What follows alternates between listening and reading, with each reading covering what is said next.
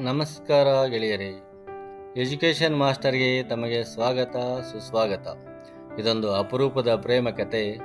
ಇದು ಮಹಾಭಾರತದ ವನಪರ್ವದಲ್ಲಿ ವರ್ಣಿತವಾದ ಒಂದು ಪ್ರಸಿದ್ಧ ಪೌರಾಣಿಕ ಪ್ರೇಮ ಕಥೆಯಾದರೂ ಧರ್ಮ, ನಿಷ್ಠೆ, ತಪಸ್ಸು, ಪ್ರೀತಿ ಮತ್ತು ಸಹನೆಯ ಸಾರ್ಥಕತೆಯ ಕಥೆ ಇದು.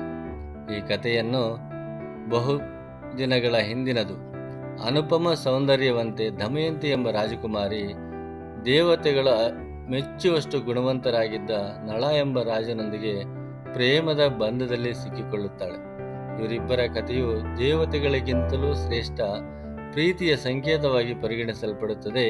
ಈ ಕಥೆಯನ್ನು ಹಂಚಿಕೊಳ್ಳುವ ಮುಂಚೆ ತಮ್ಮಲ್ಲಿ ಒಂದು ವಿನಂತಿ: ಈ ವಿಡಿಯೋವನ್ನು ಆದಷ್ಟು ಜನರಿಗೆ ಶೇರ್ ಮಾಡಿ. ನಿಮಗೆ ಇಷ್ಟವಾದರೆ ಒಂದು ಲೈಕ್ ಕೊಡಿ, ಸಾಧ್ಯವಾದರೆ ಕಮೆಂಟ್ ಮಾಡಿ. ಇನ್ನೂ ಇದೇ ರೀತಿಯ ವಿಡಿಯೋಗಳನ್ನು ಮಾಡಲು ಸಬ್ಸ್ಕ್ರೈಬ್ ಮಾಡುವ ಮೂಲಕ ಉತ್ತೇಜನ ನೀಡಿ. ಇನ್ನು ಕಥಾಲೋಕಕ್ಕೆ ಪ್ರವೇಶ ಮಾಡೋಣ. ಮಹಾಭಾರತದ ಕಾಲದಲ್ಲಿ ನಿಷಧ ಎಂಬ ಸುಂದರ ನಾಡು ಇತ್ತು. ಅಲ್ಲಿ ನಳ ಎಂಬ ರಾಜನು ಆಳುತ್ತಿದ್ದ. ಅವನು ಸದಾ ಧರ್ಮ ಮಾರ್ಗವನ್ನು ಅನುಸರಿಸುತ್ತಿದ್ದ. ಪ್ರಜಾಪಾಲನೆ ಎಂದರೆ ತಾನೇ ಎಂಬಂತೆ ನೀತಿಯುತವಾಗಿ ಆಳುತ್ತಿದ್ದ. ಅವನು ತಮ್ಮ ಪ್ರಜೆಗಳಿಗೆ ಪ್ರೀತಿಯ ಅರಸನಾಗಿದ್ದ. ಕಡು ಬಡವರಿಗೂ ಸಹಾಯ ಮಾಡುತ್ತಿದ್ದ. ಅವನು ಬಹು ಶಕ್ತಿಶಾಲಿಯಾಗಿದ್ದರೂ ಕೂಡ ಮೃದು ಸ್ವಭಾವದವನು. ಅವನಿಗೆ ಧರ್ಮದ ಮೇಲೆ ಅಪಾರ ನಂಬಿಕೆ, ಪ್ರಾಮಾಣಿಕತೆ, ಪ್ರೀತಿಯ ಮೇಲೆ ದೃಢ ವಿಶ್ವಾಸ ಇತ್ತು. ಅವನಿಗೆ ಒಂದು ವಿಶೇಷ ಕೌಶಲ್ಯ ಇತ್ತು: ಅಶ್ವ ಸಂಯಮನೆ, ಅಂದರೆ ಕುದುರೆಗಳನ್ನು ನಿಯಂತ್ರಿಸುವ ಕಲೆ. ಯುದ್ಧದ ರಥವನ್ನು ಓಡಿಸುವ ಕೌಶಲ್ಯದಲ್ಲಿ ಅವನಿಗೆ ಸಮನಿಲ್ಲ. ಈತನ ಬಗ್ಗೆ ಕೇಳಿದಾಗ ಬೇರೆಯ ದೇಶದವರು ಇವನು ಮಾನವ ರಥ ಸಾರಥಿಗಳ ಯಮಧರ್ಮ ಎಂದು ಕೊಂಡಾಡುತ್ತಿದ್ದರು. ಇದೇ ಸಮಯದಲ್ಲಿ ವಿದ್ಯಾಧರಿಯಂತೆ ಕಾಣುವ ದಮಯಂತಿ, ವಿದ್ಯಾಧಿಪತಿಯಾದ ಭೀಮರಾಜನ ಮಗಳಾದ ಇವಳು ಅಷ್ಟಾದರ್ಶಗಳ ಸಮಾಗಮವಂತಿದ್ದಳು. ಇವಳ ಸೌಂದರ್ಯ, ಸಂಸ್ಕಾರ, ವಿನಯ, ಜ್ಞಾನ ಎಲ್ಲವನ್ನೂ ದೇವತೆಗಳು ಮೆಚ್ಚಿ, ಅಂತೆಯೇ ಅವಳನ್ನು ನೋಡಿದಾಗಲೇ ಹಲವಾರು ದೇವತೆಗಳು ಅವಳನ್ನು ವರಿಸಲು ಇಚ್ಛಿಸುತ್ತಿದ್ದರು. ನಳನು ಕೂಡ ದಮಯಂತಿಯ ಬಗ್ಗೆ ಪ್ರೀತಿಯಲ್ಲಿ ಮುಳುಗುತ್ತಾನೆ. ಇವರು ಒಬ್ಬರನ್ನೊಬ್ಬರು ನೋಡದೆಯೇ ಮನಸ್ಸನ್ನು ಕೊಟ್ಟವರು. ಕೆಲ ದಿನಗಳ ನಂತರ ನಳನು ತನ್ನ ಅರಮನೆಯ ಹೂದೋಟದಲ್ಲಿ ಕಾಲ ಕಳೆಯುತ್ತಿದ್ದಾಗ ಆತನ ಕಣ್ಣುಗಳಿಗೆ ಬಿಳಿಯ ಹಂಸ ಜೋಡಿ ಬೀಳುತ್ತದೆ. ಈ ಹಂಸಗಳು ಮಾತನಾಡಬಲ್ಲವು. ನಳನು ಅವುಗಳನ್ನು ಹಿಡಿದು ತನ್ನ ಪ್ರೀತಿಯ ಬಗ್ಗೆ ಹೇಳಿ, ದಮಯಂತಿಗೆ ನನ್ನ ಕಥೆಯನ್ನು ಹೇಳುವಿರಾ, ನನ್ನ ಪ್ರೀತಿಯನ್ನು ನಿವೇದಿಸುವಿರಾ ಎಂದು ಕೇಳುತ್ತಾನೆ. ಹಂಸಗಳು ಒಪ್ಪಿಕೊಳ್ಳುತ್ತವೆ. ಹಂಸ ದಮಯಂತಿಯ ಬಳಿಗೆ ಹಾರಿ ನಳನ ಧರ್ಮ, ಶೀಲ, ಪ್ರಜಾಪಾಲನೆ, ಬುದ್ಧಿವಂತಿಕೆ, ಶೌರ್ಯ ಎಲ್ಲ ಗುಣಗಳನ್ನು ಹೇಳುತ್ತವೆ. ಈ ಮೂಲಕ ದಮಯಂತಿಯ ಪ್ರೀತಿಯು ಸಂಪೂರ್ಣವಾಗಿ ನಳನಿಗೆ ಸೇರುತ್ತದೆ. ಇದೇ ಕಾಲಕ್ಕೆ ಭೀಮರಾಜನು ದಮಯಂತಿಗೆ ಸ್ವಯಂವರವೊಂದನ್ನು ಏರ್ಪಡಿಸುತ್ತಾನೆ. ಅದರ ಸುದ್ದಿ ಎಲ್ಲ ಲೋಕದಲ್ಲಿಯೂ ಹರಡುತ್ತದೆ. ನಾನಾ ರಾಜರು, ದೇವತೆಗಳು ಕೂಡ ಬರುವ ತೀರ್ಮಾನ ಮಾಡುತ್ತಾರೆ. ಅದರಲ್ಲಿ ಇಂದ್ರ, ಅಗ್ನಿ, ಯಮ ಮತ್ತು ವರುಣ ದೇವತೆಗಳು ಸಹ ಇದ್ದರು. ದೇವತೆಗಳು ಕೂಡ ದಮಯಂತಿಯನ್ನು ವರಿಸಲು ಹಂಬಲಿಸುತ್ತಿದ್ದರು. ದೇವತೆಗಳು ನಳನ ಪ್ರೀತಿಯ ಬಗ್ಗೆ ತಿಳಿದು ನಳ ಮತ್ತು ದಮಯಂತಿಯರ ಕಥೆಯನ್ನು ಸಹ ದೇವತೆಗಳಿಗೆ ಗೊತ್ತಿರುತ್ತದೆ. ಆದರೂ ಕೂಡ ದೇವತೆಗಳು ನಳನ ಬಳಿ ಬಂದು ದಮಯಂತಿಯ ಬಳಿಗೆ ಹೋಗಲು ಮತ್ತು ದೇವತೆಗಳ ಬಗ್ಗೆ ಹೇಳಲು ವಿನಂತಿಸುತ್ತಾರೆ. ನಳ ಇಷ್ಟವಿಲ್ಲದಿದ್ದರೂ ಅವರ ಸಹಮತಿಯಾಗುತ್ತಾನೆ. ಆದರೆ ದಮಯಂತಿ ನಳನನ್ನು ನೋಡಿದರೂ ಅವನು ದೇವತೆಗಳ ಸಂದೇಶಗಾರನಂತೆ ಮಾತನಾಡುತ್ತಿರುತ್ತಾನೆ. ಆಗ ದಮಯಂತಿ ಹೇಳುತ್ತಾಳೆ, ನೀನು ನಳನಾಗಿ ನನ್ನ ಮುಂದೆ ನಿಲ್ಲುತ್ತಿದ್ದು ನನಗೆ ದೇವತೆಗಳ ಬಗ್ಗೆ ಏಕೆ ಹೇಳುತ್ತಿದ್ದೀಯ? ಆದರೆ ನನ್ನ ಹೃದಯ ನಿನ್ನದೇ ಆಗಿದೆ. ನಾನು ನಿನ್ನಲ್ಲಿ ದೇವತೆಗಳಿಗಿಂತಲೂ ಹೆಚ್ಚು ಧರ್ಮ, ಪ್ರೀತಿ, ನಿಷ್ಠೆ ಕಾಣುತ್ತಿದ್ದೇನೆ ಎಂದು ಹೇಳುತ್ತಾಳೆ. ಸ್ವಯಂವರದ ದಿನ ಎಲ್ಲರ ಮುಂದೆ ನಳನನ್ನು ಆರಿಸಿಕೊಳ್ಳುತ್ತಾಳೆ. ದೇವತೆಗಳು ನಿಶ್ಶಬ್ದವಾಗಿ ನಳನ ಧರ್ಮ ನಿಷ್ಠೆಗೆ ಮೆಚ್ಚುಗೆ ವ್ಯಕ್ತಪಡಿಸುತ್ತಾರೆ.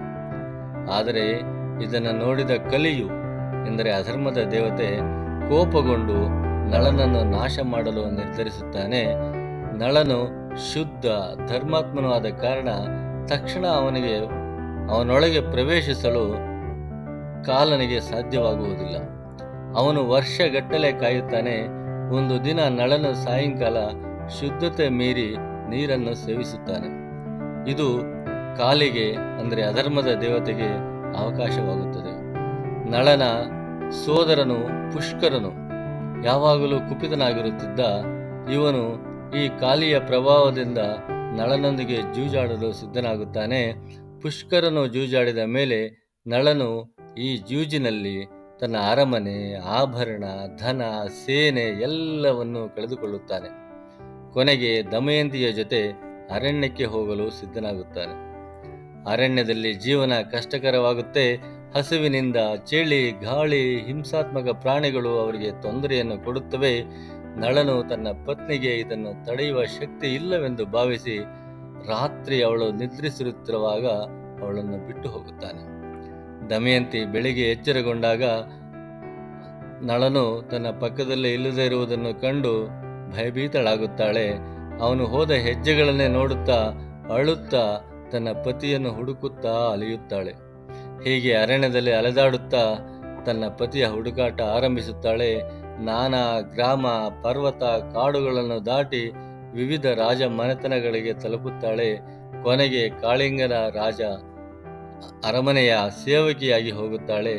ಅಲ್ಲಿ ಅವಳು ಚತುರತೆಯಿಂದ ರಾಜ ಕೆಲಸಗಳಲ್ಲಿ ಪಾಲ್ಗೊಳ್ಳುತ್ತಾಳೆ. ದಮಯಂತಿ ತನ್ನ ಮಕ್ಕಳನ್ನು ತಾಯಂದಿರ ಬಳಿ ತಲುಪಿಸಿ ಮತ್ತೆ ನಳನ ಹುಡುಕಾಟವನ್ನು ಮುಂದುವರಿಸುತ್ತಾಳೆ. ನಳನು ದಮಯಂತಿಯನ್ನು ಬಿಟ್ಟು ಕಾಡಿನಲ್ಲಿ ಸಾಗುತ್ತಿದ್ದಾಗ ಸರ್ಪರಾಜ ಕರ್ಕೋಟಕನಿಗೆ ಸಹಾಯ ಮಾಡುತ್ತಾನೆ.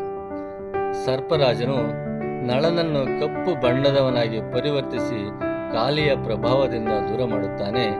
ಆಗ ನಳನು ಬಾಹುಕ ಎಂಬ ಹೆಸರಿನಲ್ಲಿ ಅಯೋಧ್ಯ ರಾಜ ರಿತುಪರ್ಣನ ಅರಮನೆಗೆ ಹೋಗಿ ರಥ ಸಾರಥಿಯಾಗಿ ಕೆಲಸ ಮಾಡುತ್ತಾನೆ. ಒಂದು ದಿನ ರಿತುಪರ್ಣನು ತನ್ನ ಸ್ನೇಹಿತನಾದ ಕಾಳಿಂಗನ ಮನೆಯ ಸಮಾರಂಭಕ್ಕೆ ಹೋಗಬೇಕಾಗುತ್ತದೆ. ಅವನು ಬಾಹಕ ಅಂದರೆ ನಳನನ್ನು ತನ್ನ ರಥ ಚಾಲಕರಾಗಿ ಕರೆದೊಯ್ಯುತ್ತಾನೆ.